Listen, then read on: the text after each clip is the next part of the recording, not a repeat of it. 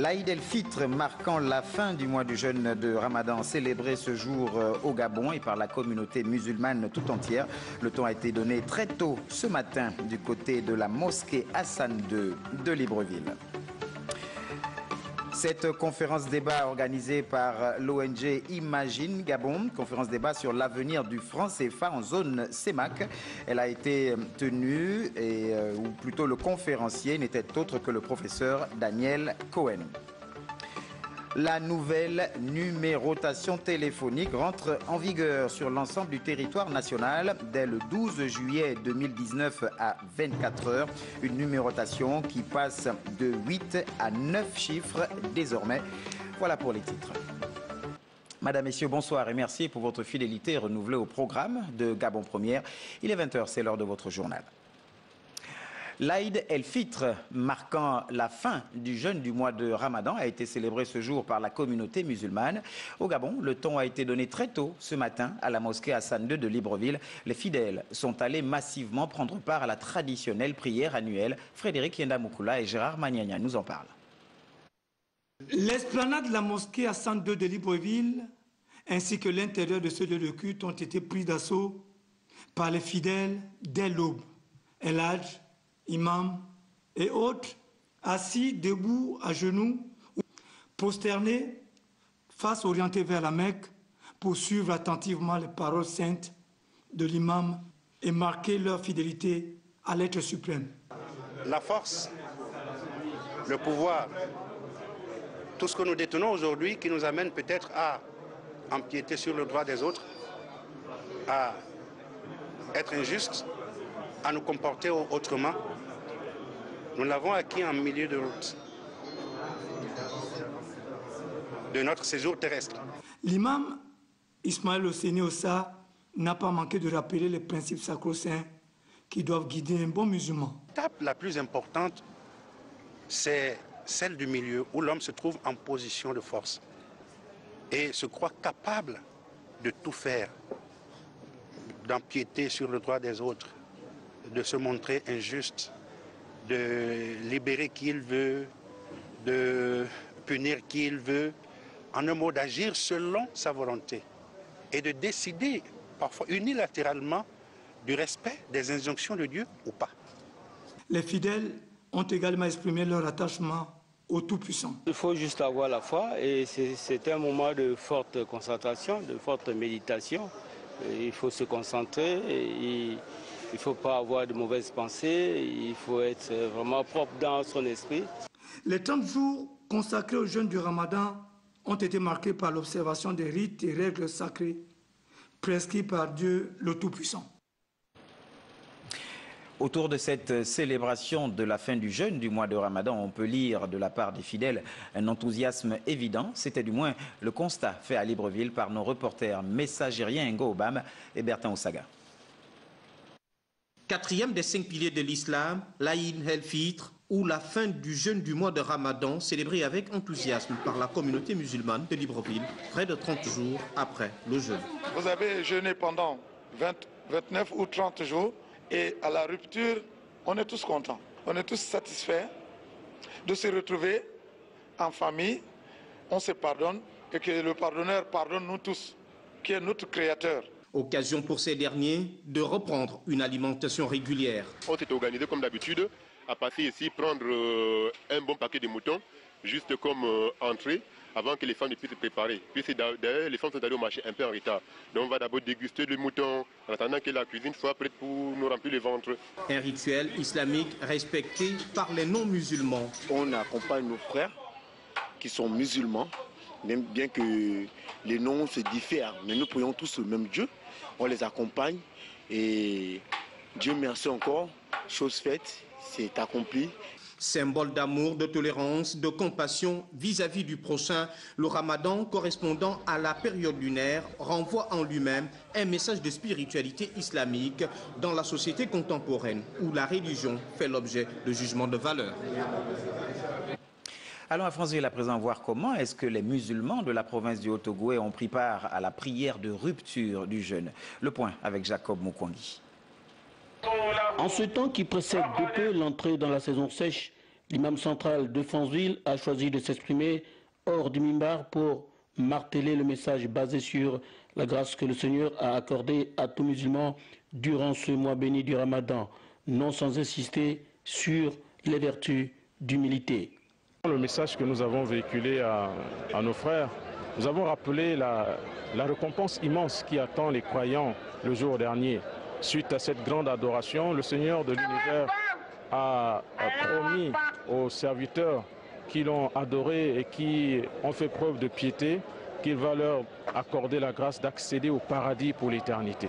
Et ce paradis est l'objectif principal de la vie du croyant. Alhamdulillah, grâce à Dieu, tout s'est très bien passé.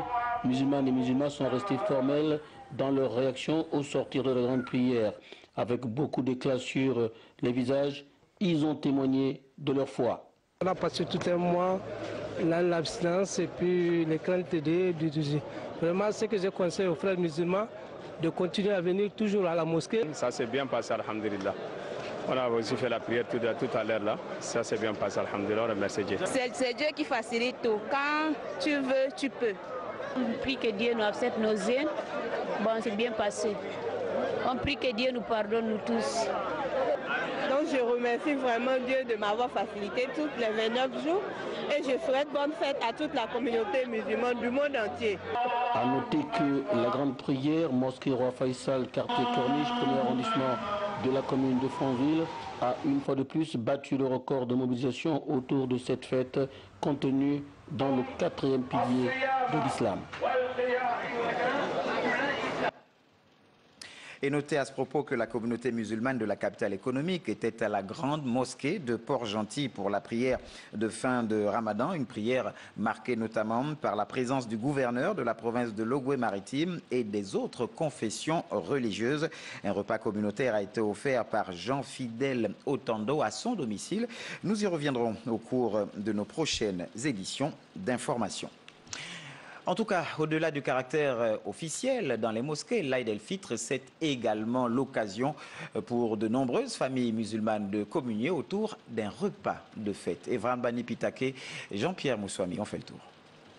À l'occasion de la célébration de la fin du mois de jeûne, plusieurs musulmans se sont retrouvés en famille après la grande prière pour festoyer. Chaque année, la fin de Ramadan, on fête. On vient les moutons, on vient avec tous les frères. Comme c'est une fois dans l'année, on vient, on se rassemble, on mange, on boit, c'est la fête. Le président du rassemblement de jeunesse malien du Gabon, je souhaite à tout le monde une bonne fête de fin de carême. Cette fête a permis aussi à de nombreux commerçants d'améliorer leur chiffre d'affaires. Vraiment, il y avait trop l'embaumé, il n'y avait pas la marché. Mais aujourd'hui, Dieu merci, la fête là quand même, c'est un peu bien, ça commence bien quand même. Dieu merci, alhamdulillah. Les moutons femelles, ça dépend. Tu sais que les moutons femelles, c'est un peu plus cher que les mâles. Bon, les moutons, ça dépend. Là où on achète, ça dépend. Donc, il y a 100 000, il y a 110 000, ça dépend. Donc, ça dépend des femelles aussi. Bon, parce que c'est le transport qui est un peu difficile, un peu. La fête d'Aïd el-Fitr, marquant la fin du mois de Ramadan, est pour les musulmans le mois saint par excellence. Et puis dans l'actualité, cette visite au Tchad du Premier ministre chef du gouvernement, Julien Kogué-Bekale N'Djamena, a transmis un message du président Ali Bongo Ondimba à son homologue et frère Idriss Déby Itno. Les détails dans ce compte-rendu de la presse présidentielle. C'est une visite de 24 heures placée sous le sceau du renforcement des liens. C'est une visite de 24 heures placée sous le sceau du renforcement des liens d'amitié et de coopération bilatérale entre Libreville et N'Djamena.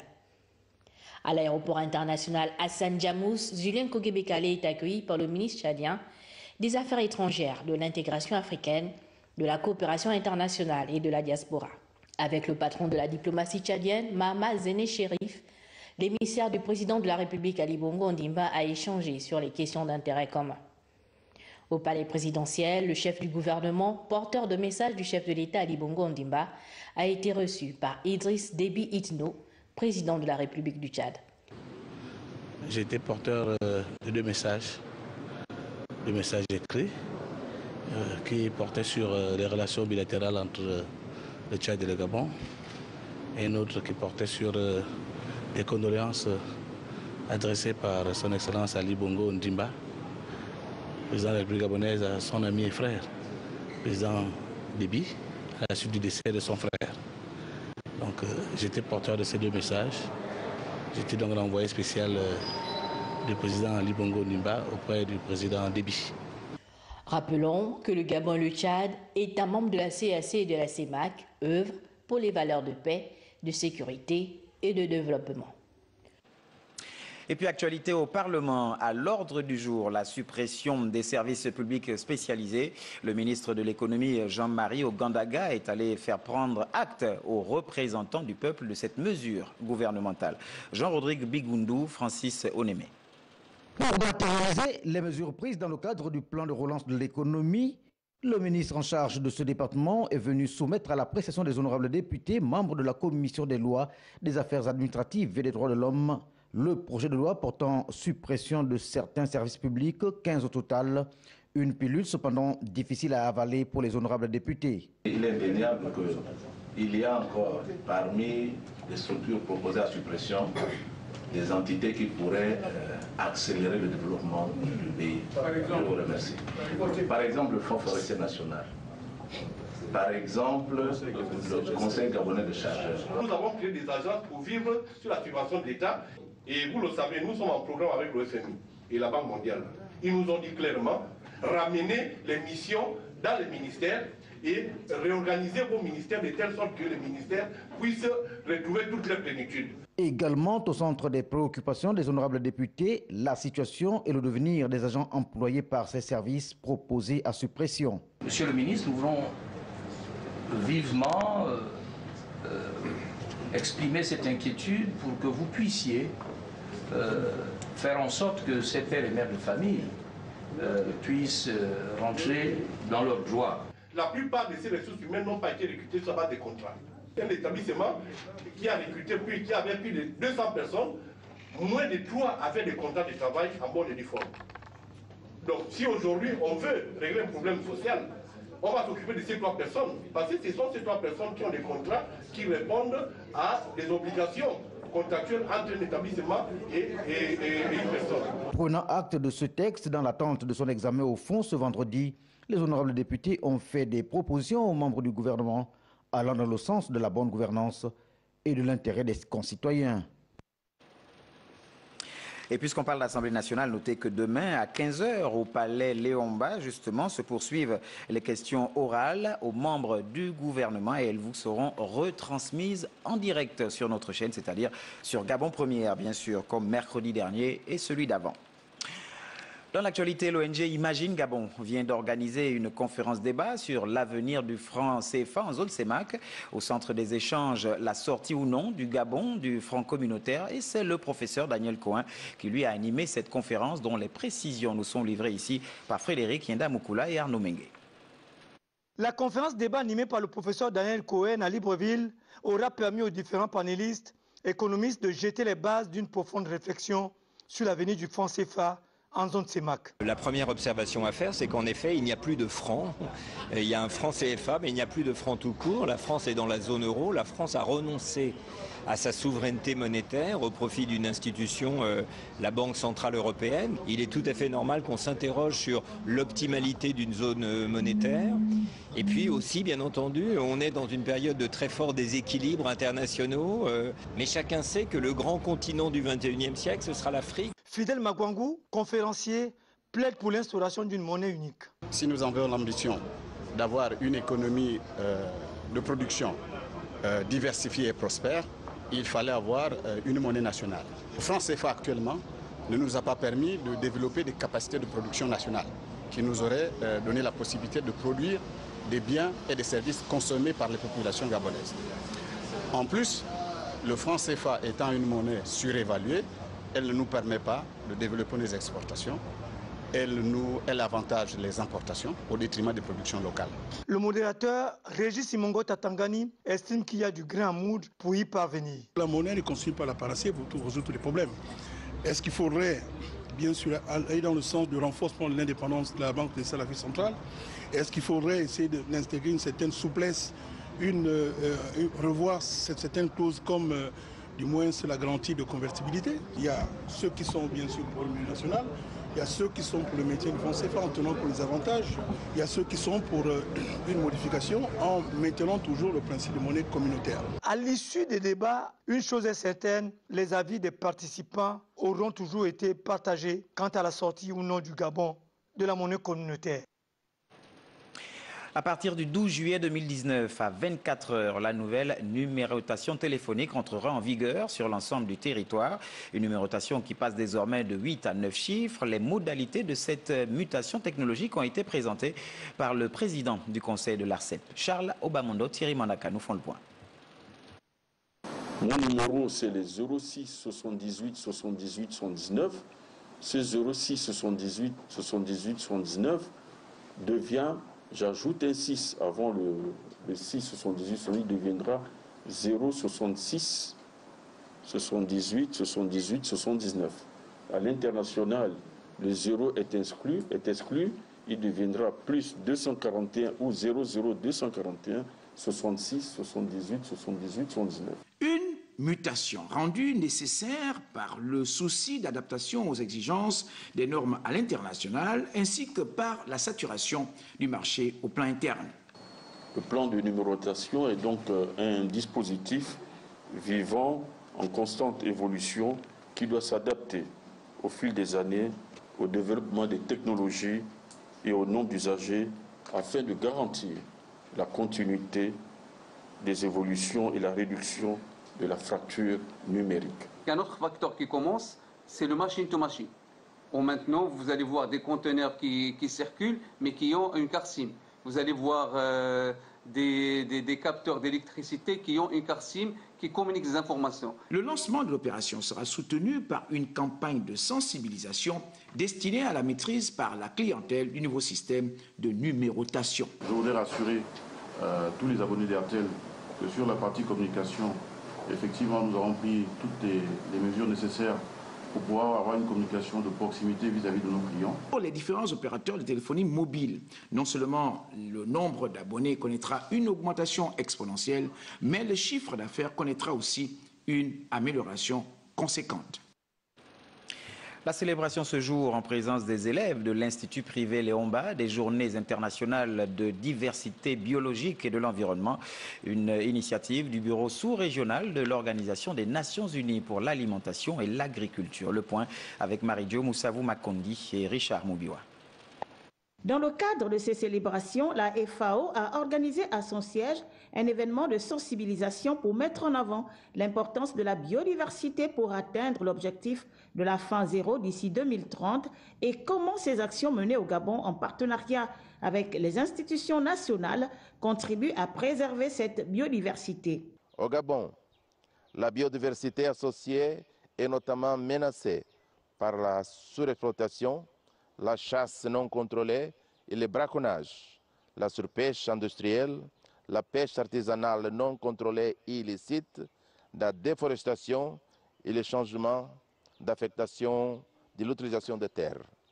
Au niveau mondial, il y a une tendance générale et la réduction des variétés de semences et d'espèces d'élevage et la conversion des terres et d'écosystèmes naturels en espaces de monoculture est également observée. Les élèves de l'Institut Léomba ont pu découvrir à travers quelques vidéos les mécanismes de l'apiculture moderne.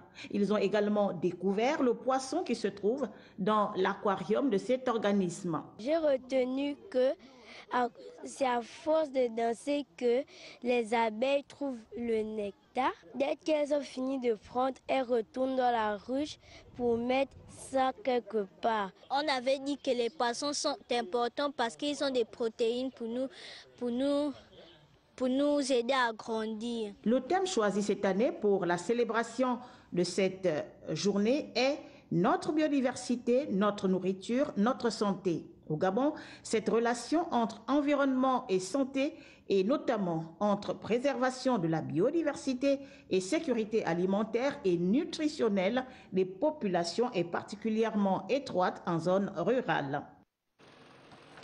Donc, la communauté internationale célèbre la journée mondiale de l'environnement. Le thème de cette année est la pollution de l'air. Le ministère a donc prévu une série d'activités, dont cette allocution du secrétaire général par intérim, Michel Ngueba Kumba.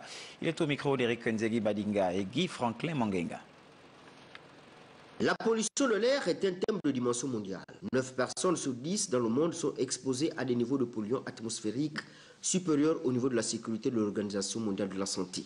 Le thème de cette année est la pollution de l'air. Mesdames et messieurs, selon les dispositions de l'article 6 de la loi 007/2014 du 1er août 2014 relative à la protection de l'environnement en République gabonaise, la pollution est définie comme toute contamination, altération ou modification directe ou indirecte des milieux provoqués par un acte susceptible d'influer négativement sur le milieu, de provoquer une situation préjudiciable pour la santé, la sécurité, le bien-être de l'homme, de la faune et de la flore, ou des biens collectifs ou individuels. Les principales causes de la pollution de l'air sont en relation avec l'émission de combustibles fossiles, tels que le charbon, le pétrole et le gaz. Que le mode de transport soit aérien, maritime ou automobile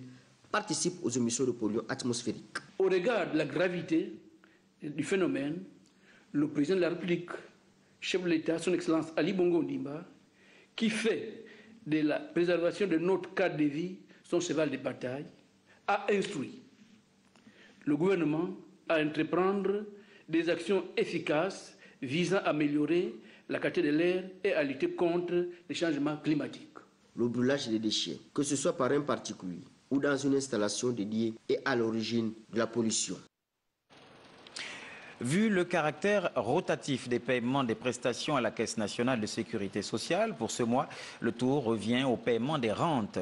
Pour les pensions, il faudra attendre le mois d'août, sauf si la loi change entre-temps. C'est du moins la teneur de la déclaration lue par Priska Opirina, directrice des prestations techniques à la Caisse nationale de sécurité sociale. La Caisse nationale de sécurité sociale porte à la connaissance de ses principaux bénéficiaires de prestations que pour ce mois de juin, elle procédera uniquement au paiement des rentes, c'est-à-dire des prestations issues de la prise en charge des cas d'accident de travail et de maladies professionnelles. Ces rentes seront donc payées plutôt que le 10 jour férié, mais à partir du 11 juin 2019, à nos guichets habituels et par virement bancaire pour celles ayant fait l'objet d'une domiciliation. Par ailleurs, nous rappelons que le mois de juillet sera consacré uniquement au paiement des prestations familiales et des prestations de maternité. Pour ce qui est des pensions, nous tenons à préciser que le prochain paiement interviendra le 5 août 2019, conformément à l'article 100 du Code de sécurité sociale. Toutefois, si d'aventure la loi est modifiée, ce sera pour nous un plaisir de nous conformer aux nouvelles dispositions qui encadrent le paiement de vos droits. Pour sa part, la mairie du 6e arrondissement de la commune de Libreville vient d'abriter, comme partout ailleurs, la caravane cubaine à l'occasion des 10 ans de décès de feu président Omar Bongo Ondimba. Des consultations gratuites ont été offertes aux populations. On regarde. Dépistage du diabète et de l'hypertension chez les femmes enceintes, dépistage du cancer de col de l'utérus, identification et prévention des maladies fréquemment rencontrées. Voici les services dont ont bénéficié les populations du 6e arrondissement de la commune de Libreville à l'occasion de la caravane médicale cubaine de 10 ans d'anniversaire du défunt président Omar Bongo Ondimba. La caravane cubaine, elle a eu lieu pendant cette célébration, pas seulement pour faire une caravane, sinon pour commémorer les 15 ans de la signature des collaborations entre les deux États l'État cubain et l'État gabonais. Ça fait 15 ans que les médecins cubains sont présents dans les sols gabonais. C'est près de 13 médecins et infirmiers cubains sur la supervision des membres de la Fondation Omar Bongo Ondimba qui ont administré des soins à plus de 700 patients. Je dis qu'il faut applaudir parce qu'il y en a qui n'ont pas assez de moyens pour se rendre dans les centres hospitaliers. Or ici c'est gratuitement. D'autres ont profité, le premier jour ont eu les médicaments et d'autres ont eu des examens gratuits. Ça fait du bien et puis c'est avantageux pour d'autres personnes qui n'ont pas de moyens. L'enfant, il a mal, c'est-à-dire depuis la naissance, l'enfant ne pose pas le pied au sol. La santé est un trésor le plus précieux. Thème choisi pour cette caravane, l'Omer ravive le souvenir de l'homme. Vous savez, Omar Bongo a été l'un des plus grands présidents d'Afrique. C'est l'un des présidents qui a marqué son passage à l'international. Et aujourd'hui, nous en sommes fiers, nous Gabonais, nous en sommes fiers. Durant cette journée de consultation gratuite, 2 sites ont été érigés pour la circonstance, celui de Kouassi et la mairie du 6e arrondissement. Et à cet effet, notez que plusieurs documents seront donc faits et passeront dans le cadre de nos programmes à Gabon Télévision en hommage à cet homme visionnaire, feu Omar Bongo Ondimba. Et ce soir, normalement, dans le cadre de nos programmes, nous parlerons d'Omar Bongo et la religion. Parlons de religion, l'Église contribue à la guérison de l'esprit. C'est le cas de l'Église centrale Le Torrent qui a œuvré à l'amélioration de la santé mentale des personnes de l'hôpital psychiatrique de Mélène. Ces responsables ont apporté une aide pour la réfection de leur cadre de vie et de leur suivi sanitaire. Le récit d'Éric Nzengi Badinga. L'Église centrale Le Torrent est au chevet des affligés. Pour soulager leur fardeau et celui de l'encadrement médical, une action bienveillante a été menée à l'endroit de l'hôpital psychiatrique de Mélène. Je voudrais donc une fois de plus vous dire merci. Merci à vous. Merci aux pasteurs de votre église qui vous ont accompagné.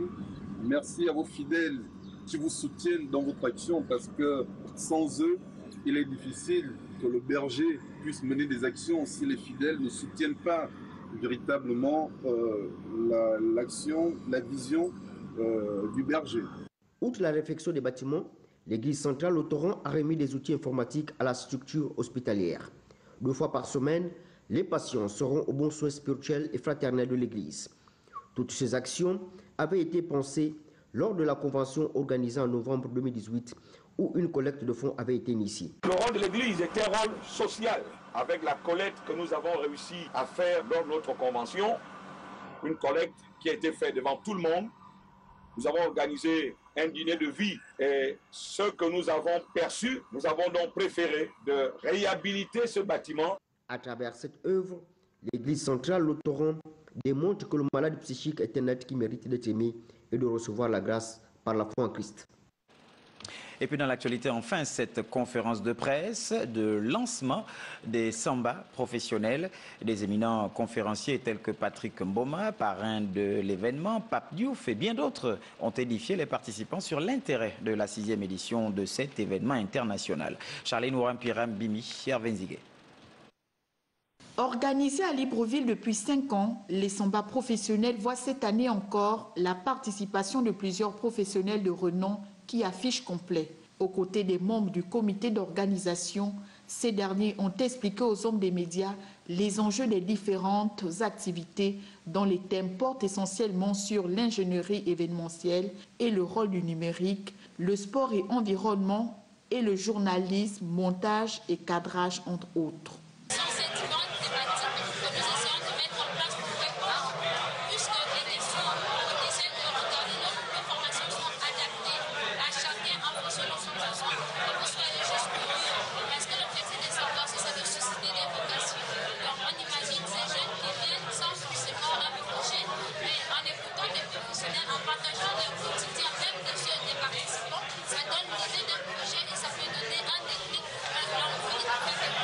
Le ministère en charge de la formation professionnelle, partenaire du projet comme plusieurs entreprises, salue cette initiative dont la mission est d'accompagner les jeunes dans les différents secteurs d'activité.